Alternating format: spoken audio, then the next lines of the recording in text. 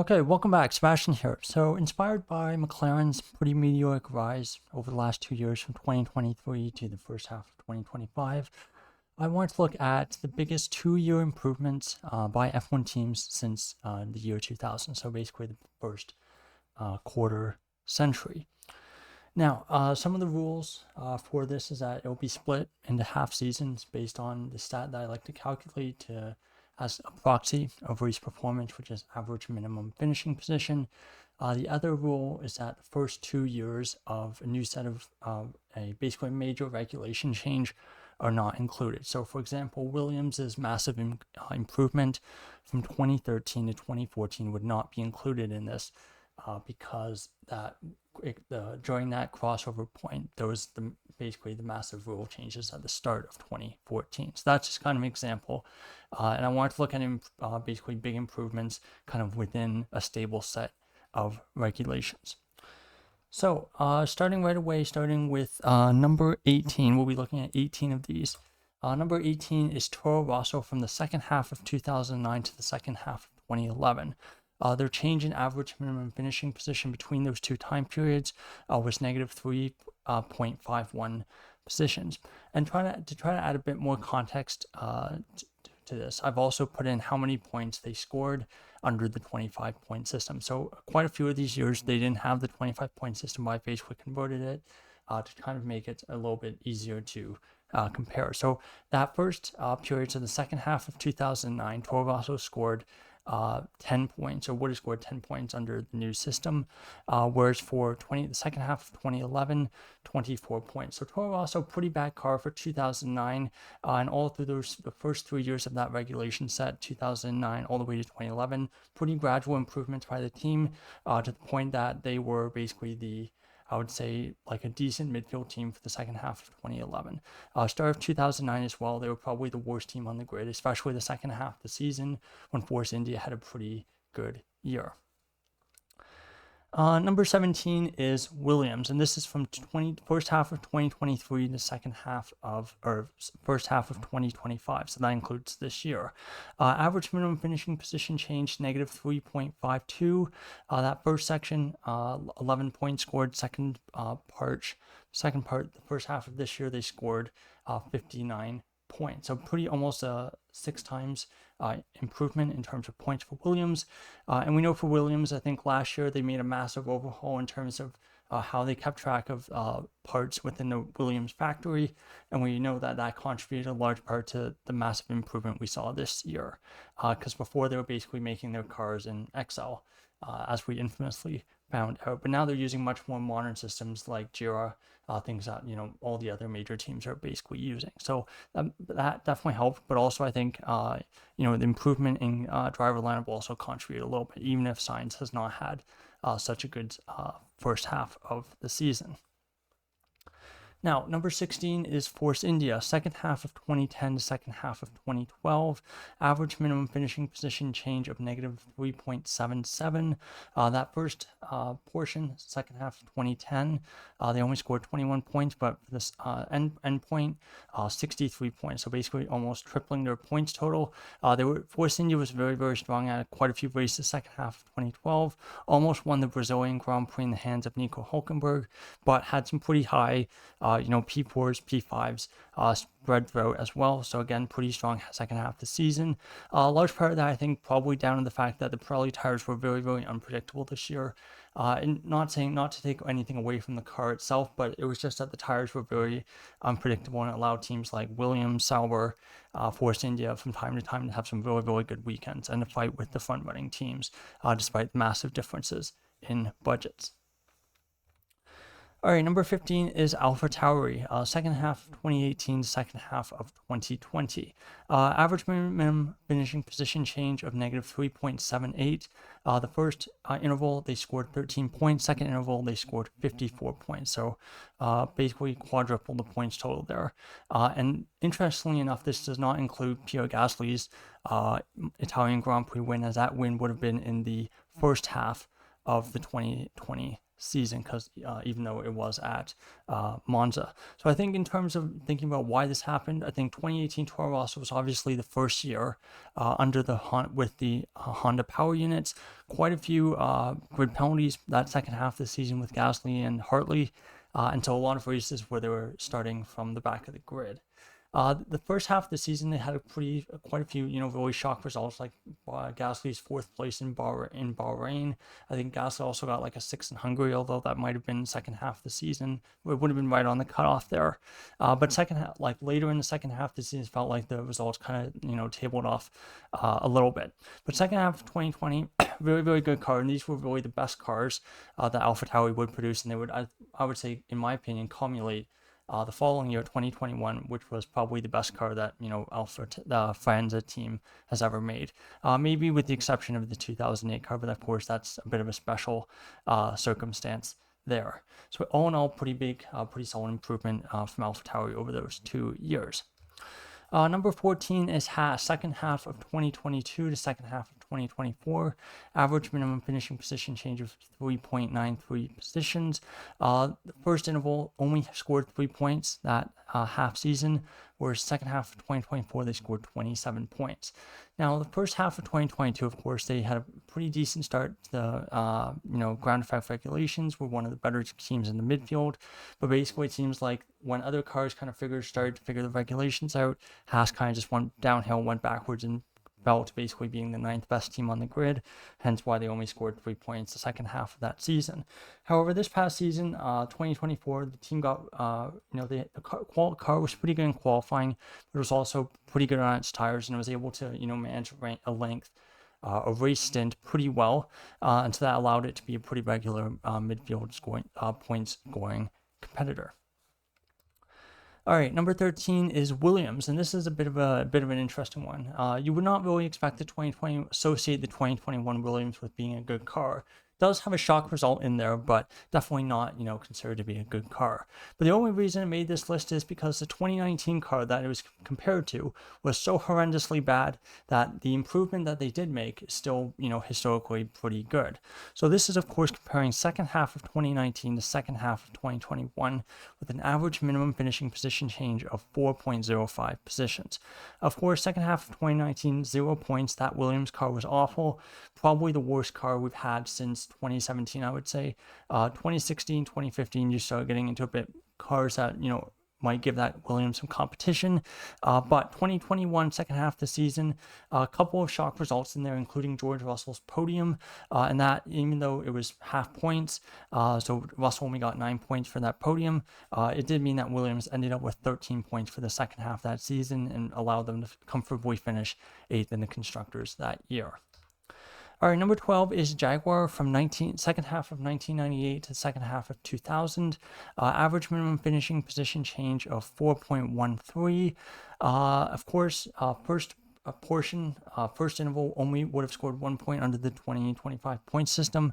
And then in 2000, under the 25 point system, would have scored 40 points. Now, I think the big reason for this change is that this was, of course, a team that changed ownership. 1998, this was still the Stewart team, a team that was basically privately owned by Jackie Stewart, but did have some funding from Ford, whereas Jaguar, I think, was basically a full works Ford effort. So again, more effort, more money involved, so a different team ownership structure as well. So again, not pretty understandable that with more money, more funding, especially with this era of Formula One, how that would lead to much better results. So also the 1998 car was extremely unreliable.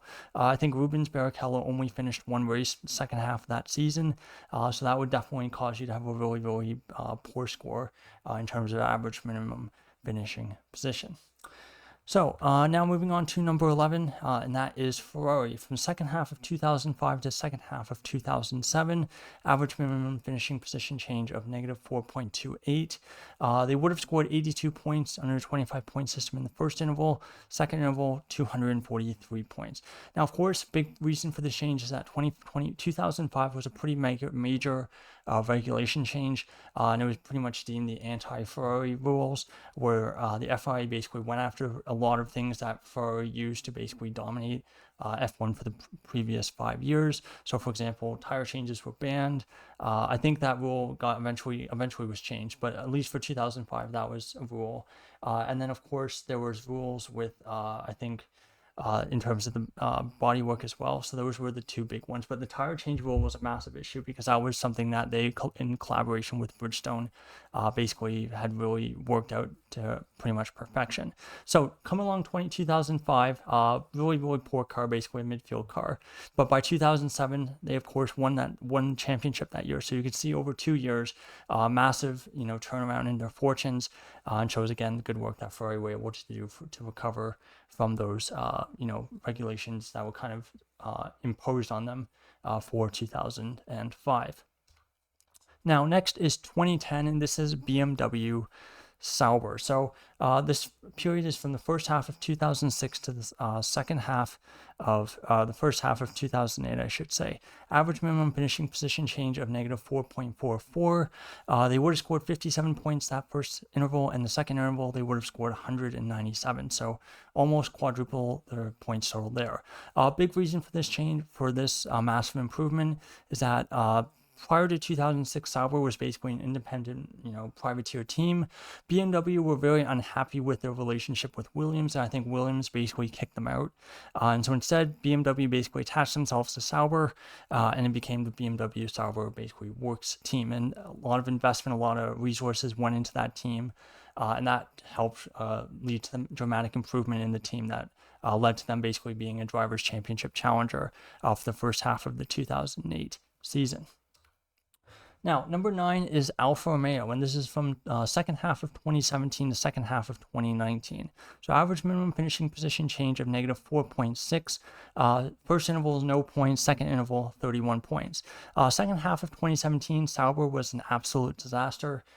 They didn't score a single point, like I said, and they were routinely 19th and 20th in qualifying. They were still really, really struggling financially, I think, at this point, but they were starting to get a little bit more Ferrari investment. And again, the following year, 2018, is where the Alfa Romeo sponsorship would kick in. But it was really the second half of 2019 because, again, I used a 2-year interval here. That's where the second half of 2019, really big points haul. Helped a little bit by the result from the 2019 Brazilian Grand Prix, where they finished 4th and 5th, thanks in no part to both Ferraris retiring, one Mercedes getting a penalty after the race finished, two lap sprint after a safety car, and the other having basically a blown engine. So basically, there are circumstances there that contribute to Alfa Romeo's results being a little bit better than I think they actually were, but still pretty big turnaround from a very low period, second half of 2017.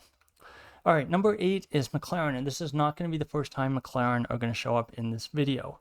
So for McLaren, this period is from the second half of 2018 to second half of 2020. Average minimum finishing position change of negative 4.7. First interval, they had 14 points. Second interval, they scored 96 points. So obviously, second half of this 2018 season was their first year with Renault. Things were not going very well. I think after they convinced themselves for years that all their problems were due to the Honda power units. The fact that, they showed up 2018, they had some good races at the start. Alonso, I think, came fifth or sixth in Australia.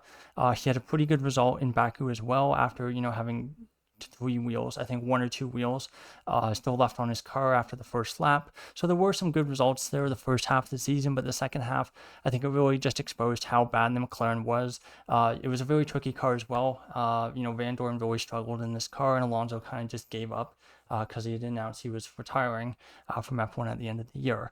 2020, though, this was, McLaren had already started turning around. They had 2 very, motivated, exciting youngish drivers in Lando Norris and Carlos Sainz. I say youngish because I mean at this time, Sainz wasn't really that young anymore. And again, they were doing a really, really good job in a pretty competitive McLaren. That was probably the 4th best car that year, but they did a great job to get 3rd in the constructors ahead of Racing Point in a year that was, a very, very fun year to watch from the midfield, as Ferrari were basically kind of nowhere after they were forced to rebuild their engine from scratch in a very limited time frame. Now, number 7 is also McLaren, and this is the McLaren from this first half of this season. So, period, first half of 2023, the first half of 2025, average minimum finishing position change of negative 5.11. First interval, 87 points. Second interval, 437 points. So pretty massive jump up. And I would say this is arguably, even though this is only 7th on the list, it's arguably more impressive than some of the cars in front of this one. Because, you can understand with kind of the law of diminishing returns, it's easier to kind of go kind of like from Williams in 2019 to Williams in 2021. It's not too hard to make that kind of a jump.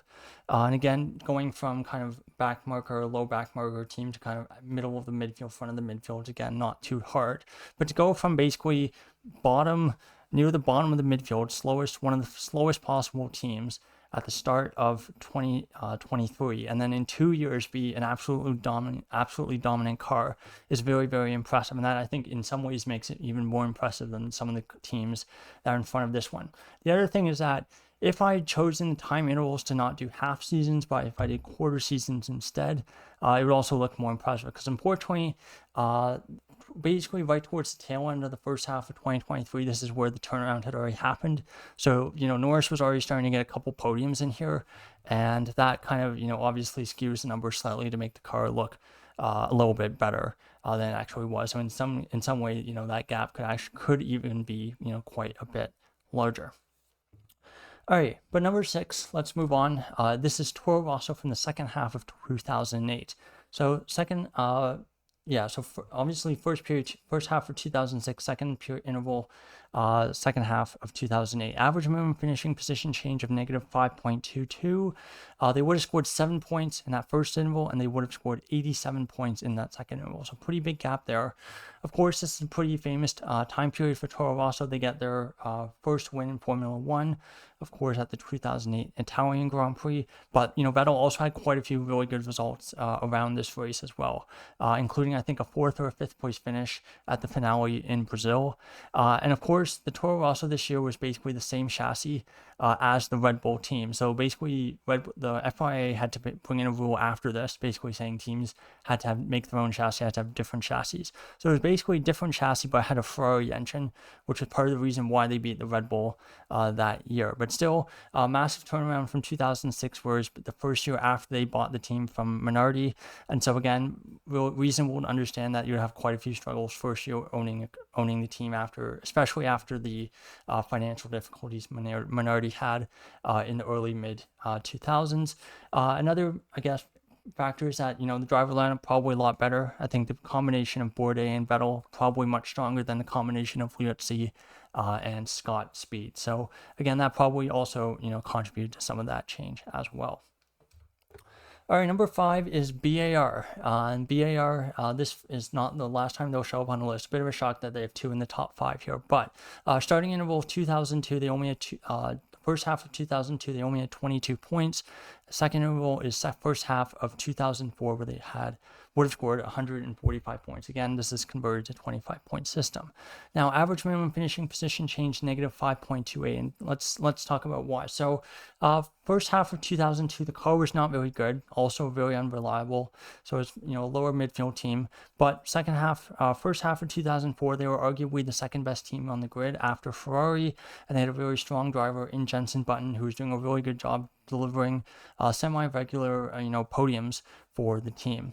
So again, that, contributed quite a bit to the change there.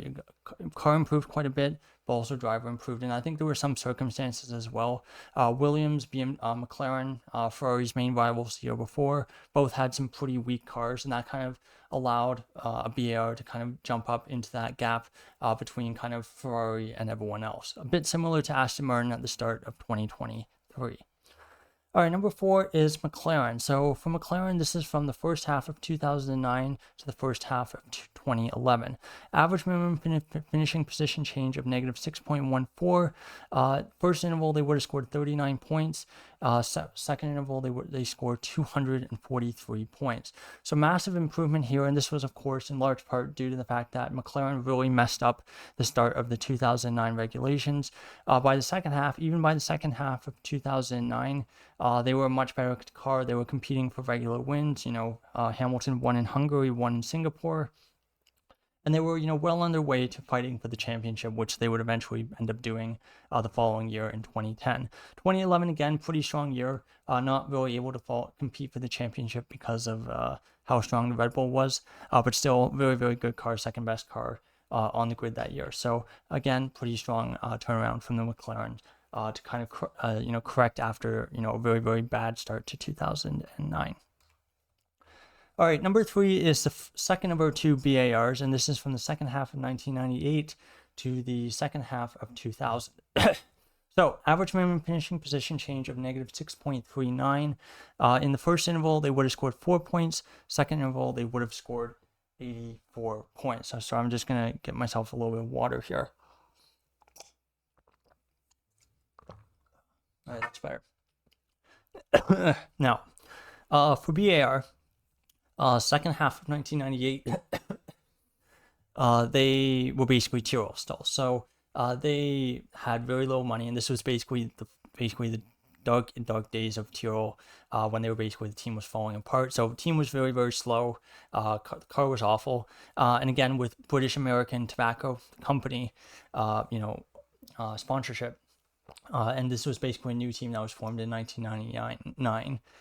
Again, they had a lot more money, a lot more investment. Still not a ton of success, but still, just because of how bad they were that second half of 1999, just making the improvements that they did to get to where they were the second half of 2000 showed, again, pretty big improvement there in performance.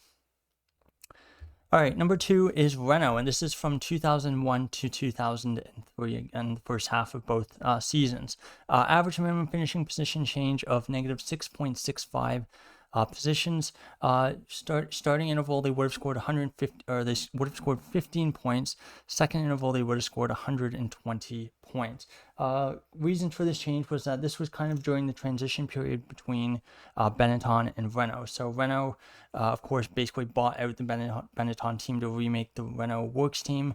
2001, it was basically the Benetton team in name, but they were still kind of Renault, I think, owned the team at this point, and they were starting to put some investment into it, but still, it was kind of a not very well-run team, especially in the later years, and that first half of 2001 was a pretty poor car, I think driven by Giancarlo Fisichella and Jenson Button, I believe, but still, lower midfield car at best. But by the first half of 2003, with Fernando Alonso on board, as well as, I believe, Jarno Trulli, again, this was a much stronger team, and it was basically not quite a front-running team. Wasn't really able to challenge for the championship, but it was able to challenge for the odd win and the odd podium here or there. So, but still, over the 2-year interval, very, very strong improvement.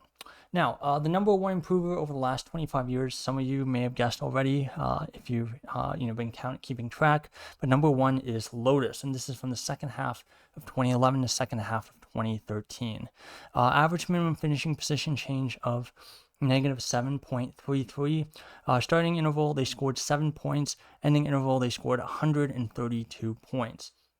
Now, there are some reasons for this. One is that this was kind of in the weird transition period. The 2011 season was kind of the weird transition period from Renault to Lotus, where basically Renault was kind of decreasing their involvement, their works involvement in Formula One, at least on the engine, the car side. They still had the engine, of course, after kind of as part of the fallout from Crashgate. And so this was kind of, a team in kind of, disrepair. They also had 2 pretty bad drivers the second half of the season. They basically kicked out Nick Heidfeld, even though he was performing pretty well. So the second half of the season, you were stuck with Vitaly Petrov and Bruno Senna as your drivers. So not a lineup, I would say, that's setting you up for success. And that probably, brings down their score, you know, a bit lower than probably it should have been. But still, yeah, not a great car overall. But 2013, despite the fact that Lotus did struggle with money through their time in F1 in the 2010s, they built themselves a pretty handy car in the hands of Kimi Raikkonen and Romain Grosjean. And second half of 2013, pretty strong car. And again, they were able to challenge for podiums pretty regularly. I remember Grosjean, I think he had a very, very strong run of form towards the end of the season as well. Raikkonen, I think, not as good of the second half of the season, but still, that combined performance meant that they had the single biggest turnaround for this 2-year interval that I chose for this video. So again, thank you so much for watching, and goodbye.